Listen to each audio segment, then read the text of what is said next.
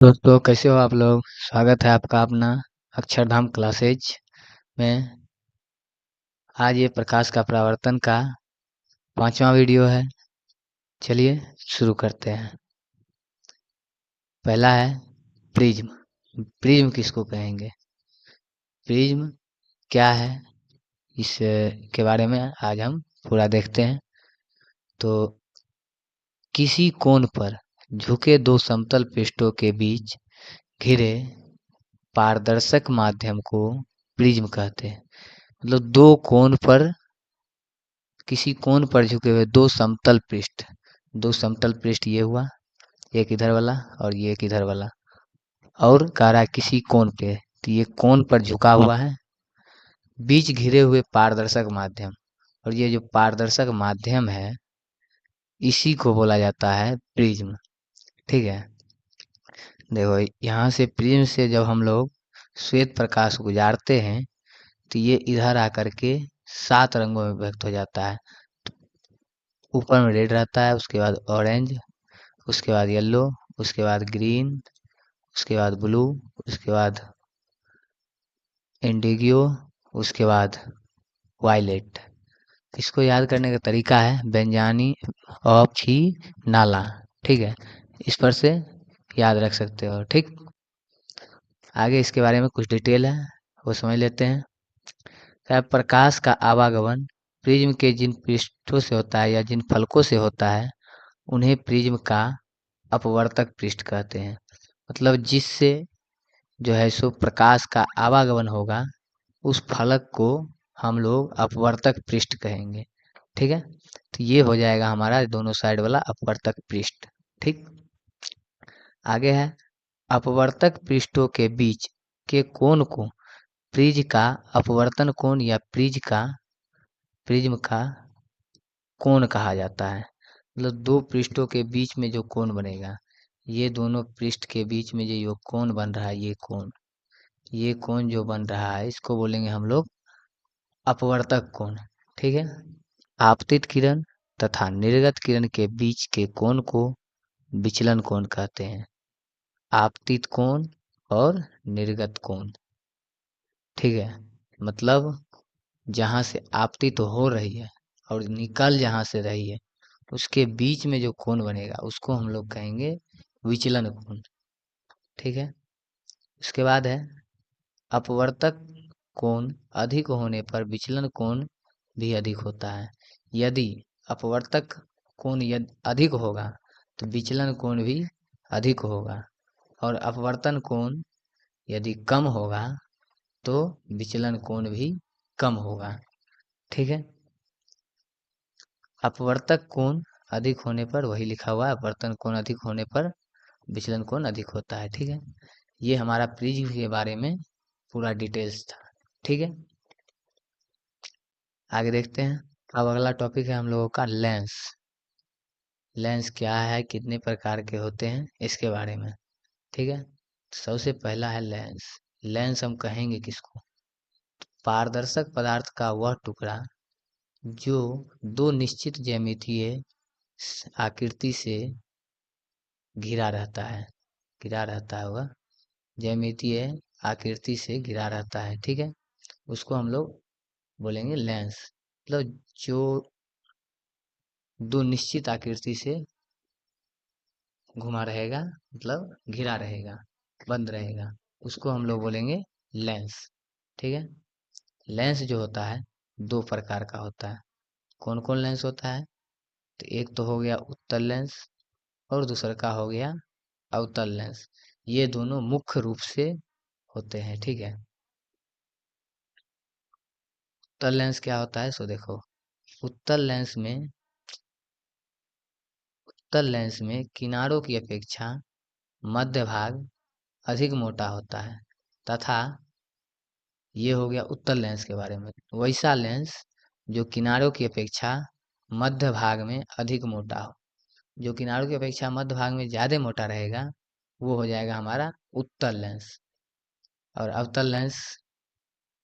अवतल लेंस में मध्य भाग की अपेक्षा किनारे का भाग अधिक मोटा होता है। मतलब इसका परिभाषा हो जाएगा कि अवतल लेंस के बारे में कि वैसा लेंस जो मध्य भाग की अपेक्षा किनारों में अधिक मोटा हो।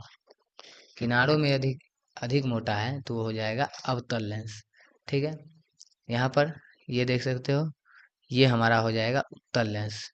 ये हमारा उत्तल लेंस है। ठीक है, क्योंकि ये किनारों की अपेक्षा मध्य भाग में ज्यादा मोटा है।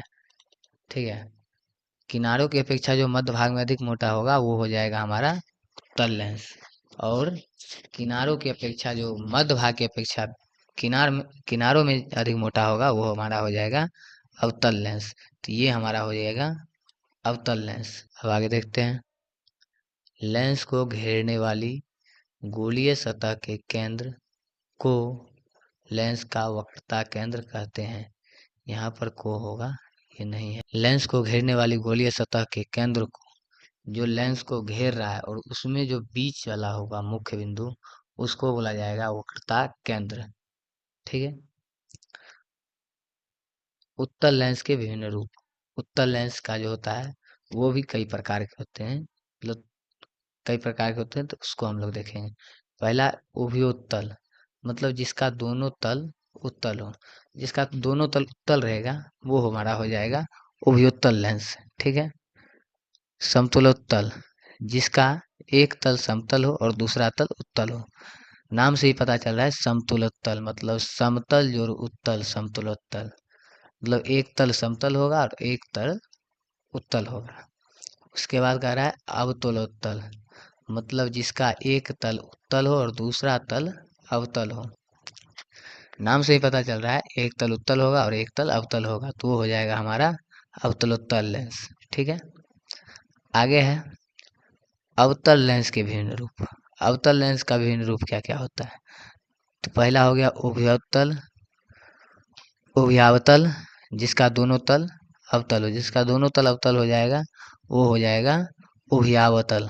ठीक है, दूसरा है समतलावतल, मतलब जिसका एक तल समतल हो और दूसरा तल अवतल हो, तो वो हो जाएगा हमारा समतलावतल। उसके बाद है उत्तलावतल। उत्तलावतल, मतलब एक तल उत्तल होगा और दूसरा तल अवतल होगा, तो जिसका एक तल उत्तल और दूसरा तल अवतल, वो हो जाएगा हमारा उत्तलावतल।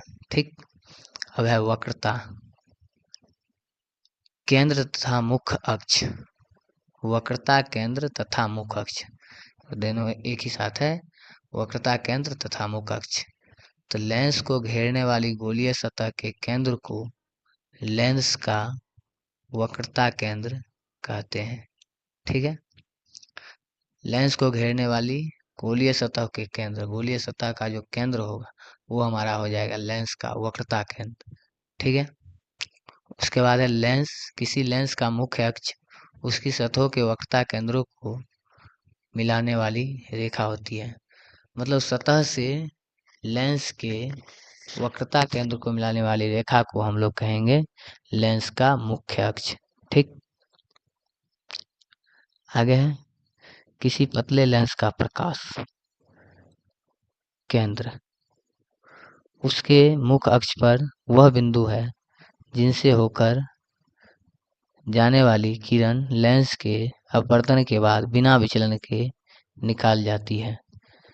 पतला लेंस में क्या होता है कि यदि हम उससे किरण को ले जाएंगे तो अपवर्तन के बाद बिना विचलन किए सीधे निकल जाएगी। ठीक, लेंस की क्रिया। तो उत्तल लेंस का कार्य से होकर जाने वाली किरण पुंज को अभिसरित करना है।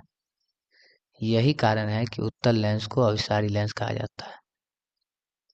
वैसा लेंस जो अपने से जाने वाली किरण पुंज को अभिसरित करती है उसे हम लोग कहेंगे अभिसारी लेंस। ठीक है, और अभिसारी लेंस कहते किसको हैं? तो उत्तल लेंस को। ठीक, उसके बाद है अवतल लेंस का कार्य उनसे होकर जाने वाली किरण पुंज को अपसारित करना है। यही कारण है कि अवतल लेंस को अपसारी लेंस कहा जाता है। वैसा लेंस जिससे होकर जाने वाली प्रकाश की किरण को वो अपसरित करती है, मतलब फैलाती चली जाती है, वो हो जाएगा हमारा अपसारी लेंस। और अपसारी लेंस अवतल लेंस को कहा जाता है। अब है फोकस एवं फोकस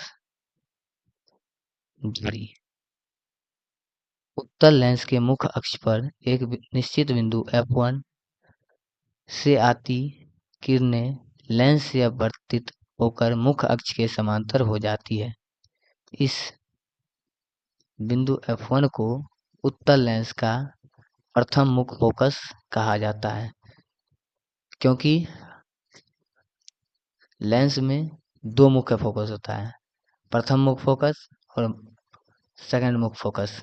तो ये प्रथम मुख्य फोकस का परिभाषा दिया हुआ है। ठीक है, प्रकाश का परावर्तन चैप्टर खत्म हो गया है। यदि आप लोगों को अभी भी कोई डाउट हो तो आप हमें कमेंट करके बता सकते हैं। ठीक है, अब हम लोग चलेंगे केमिस्ट्री की तरफ। केमिस्ट्री में चैप्टर 1 है रासायनिक अभिक्रियाएं एवं समीकरण। उसमें जितना भी 2026 का मोस्ट VVI क्वेश्चन होगा 2026 के लिए, वो सब हम आप लोगों के लिए लाएंगे। ठीक है, आज के लिए इतना ही काफ़ी। मिलते हैं कल नए उमंग के साथ।